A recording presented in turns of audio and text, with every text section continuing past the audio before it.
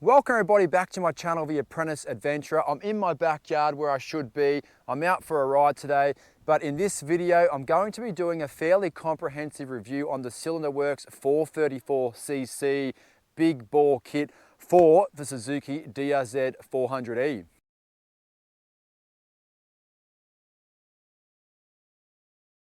2.5 years ago, I made another video about the big bore kit when I very first installed it to this bike and had my first ride with it installed. I'll put the link to that video in the description of this video, and I encourage you to watch that video as well because it gives a lot more information about some tests that I ran on the big bore kit whilst I was riding, whereas this video is only going to be a review video.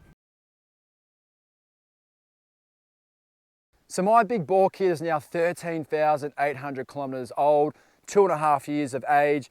And in that time, I've done one 5,000 kilometer trip fully loaded up from Sydney to Flinders Ranges, thousands of kilometers over 100 kilometer per hour speeds. I've done a Victorian high country trip where I was also fully loaded up, a lot of hill climbs and descents, very slow speed stuff. I've done countless overnighters around home, and I've done even more unloaded enduro type rides and just on sort of day rides where I've really thrashed this big bore kit. All right, so let's get into it and talk about a whole heap of things about this big bore kit. And let's start with the price to start with. I bought my Cylinder Works 434cc back in the day because at the time it had the best reviews and all the stores in Australia here had them in stock, so it was a no-brainer for me. I got mine for $1,100. I have looked online, and right now $1,150 to $1,200 seems to be the price range. You may think that's a tad expensive, but in my experience, and I'll talk about this later in the video, you get the upgrade because you need a top-end rebuild anyway or something's gone wrong. Now, by the time, and this is in my experience, by the time you bought a new piston, new rings, new gaskets, potentially getting your top-end rehoned as well, your cylinder rehoned, that is nearly $1,000 anyway, not to mention not having to pay labor if you get it professionally done, which would be well and truly over $1,200. So why wouldn't you spend a couple $100 more, get all of that stuff in the kit, but you also get a brand new cylinder, which is as good as it is the day you bought the original bike, and you get more power. So really for me, the upgrade is a no-brainer in terms of price if you have to do a top-end rebuild anyway. So the next topic is tuning. I get this question all the time. The quick answer is no. This is effectively a plug and play setup. Obviously there's a lot of work involved, I understand that, but once you put it on, you just ride away and off you go. I get questions about the carburetor all the time, but in Australia here, we're very lucky. Our main jet's already a 165, so we've got no dramas there. I even believe stock standard is a 142, which is what I've got right now. Mine's still running fine. You do have the air box here. For some models, you've got under your seat, you've got a 3x3 rubber snorkel. Right now mine's in, and I've got a 142 main jet. My bike is running fine, but I have also had a 165 main jet. I've also had my snorkel out. My bike is running fine. My exhaust pipe, stock standard. So I guess what I'm saying is, it doesn't matter what setup you've got. Yeah, you can probably make it a little bit better here and there, but it will just ride and you will notice the power. So there is no tuning involved. Now, don't be mistaken though, if you're doing the job yourself, you do have to put the timing of your engine back together, your cam chain and whatnot. You need to know what you're doing there, but I don't call that tuning because that needs to be done if you're doing a top-end rebuild anyway. So to answer the tuning question, no, there is no additional tuning to the bike after you've installed the big bore kit. So let's talk about gearing now. I learnt this the embarrassing way. The big bore kit doesn't change the revs of your bike. You still need to play around with your gearing setup to achieve a different rev range. What the big bore kit does do straight away, it really livens up third, fourth and fifth gear and makes every gear a lot more aggressive, and you have a lot more torque to use there, but it doesn't change the revs. So when you buy this bike stock, it will normally come with a 1447 gearing, a nice aggressive enduro type gearing. I've always gone with the stock engine for a 1547 as my all-round gearing, where I do about 80% of the bush riding, but still have 100 km/h sort of speeds on the highway to get to where I'm going. And when I do a big outback trip, it's 1544 every day of the week for those higher speed all day type trips. But when you get the big bore kit, in my experience only, if you want an aggressive enduro machine, yeah, run your 1447. This bike becomes an absolute beast with the upgrade and that gearing. A 1547 for me becomes for those people who want to do 80% bush terrain, but have still got a little bit of highway. But really, 1544, in my opinion, in my experience, you can set and forget. The big bore kit loves the 1544 in the tight stuff here. I've done the Victorian high country with that gearing, no worries with the big bore kit. Then you can also go do the outback trips, no worries. So I feel like if you want to talk about gearing with the big bore kit, you can just go 1544, you're done. You don't worry about it anymore. Whereas when you've got the stock engine, I feel like you're always chopping and changing between your gearing. If you're really picky with your setup, yes, you need a change of gearing, the type of riding you're doing, the big bore. But honestly, if you just want something that's going to work, big bore kit, 1544, and really any sort of riding is possible. So now let's talk about fuel. I believe there's a bit of a misconception out there that the big bore kit, more power equals more fuel, that it will use more fuel. In my experience and opinion, that if you're gonna ride like a maniac and you wanna get the full power benefit, yeah, this uses more fuel. Not by much though, but if you want fuel usage to be the absolute highest and you wanna get the most out of the tank you can and you ride like a grandma, in my experience, this is actually a little bit more less in fuel usage than the stock tank. I have got a video on my channel where I've done a fuel usage test or a fuel range test, and I got 455 kilometers out of 20 liters. Multiple occasions, I've got 440, 450 kilometers out of this bike. I never got that fuel range with the stock engine. I think the best I got was like 430 or 440. So what I would say is if you want the big bore kit, but you're umming ahhing about the fuel usage, it shouldn't even be a factor that should really influence your decision. The fuel shouldn't be an issue. You should just be like, you know what, the big bore kit, the fuel usage is such an insignificant difference whether you use more or you actually use less. Shouldn't worry you. So don't worry about the fuel usage. It is, in other words, it's effectively the same as the stock engine if you ride normal. So that now brings me to the reliability of such a install. I get this question a lot, is the big bore kit reliable?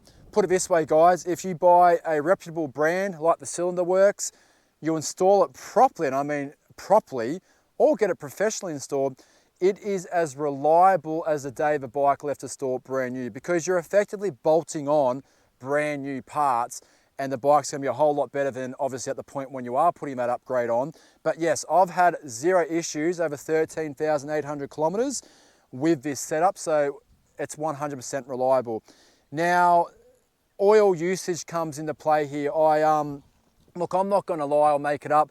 The DRZ400E, for me anyway, and a few people that I have spoken to that own these bikes, use oil from day one. My very first 5,000 kilometer trip where my bike was only 2,000 kilometers old, I went through around 400 mil of oil over, I think it was 4,800 kilometers, somewhere around there.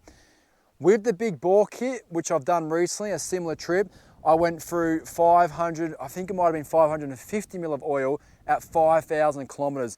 Now, don't be mistaken guys, there's nothing to worry about there. When you've got a single cylinder bike, and you're doing 110 kilometers an hour for thousands of kilometers with the same oil, it just uses a little bit of oil, especially if you're running a 1040 oil. So a tip that I've learned is running a 1050 or a 1550 oil really goes towards using less oil over those really big, vast distances and high speed. Now, don't be mistaken though, if you're just doing a few thousand kilometers, enduro days and whatnot, and your oil's getting changed regularly, you don't even notice the oil usage. It doesn't exist. It's just those prolonged high-speed trips where you're not changing your oil often. Yes, it will use oil, but no more than 5 or 10% than the stock standard engine. If you've got a DRZ that uses no oil ever, well, you're obviously onto a winner, but I know a lot of them. I've been around a lot of them, and they just use oil like a lot of older bikes do. So nothing to be concerned about, but my advice, big trip, try a 50 base oil. That will help keep the oil in the engine, not burning out through the rings. Also, keep checking your oil every 1,000 kilometers. Just check your oil just to be sure. but you should do that with any bike anyway. So really, I'm probably not telling anyone any secrets there. So let's now talk about power. This is probably the topic that everybody really wants to know about is the power noticeable? How much more do you get?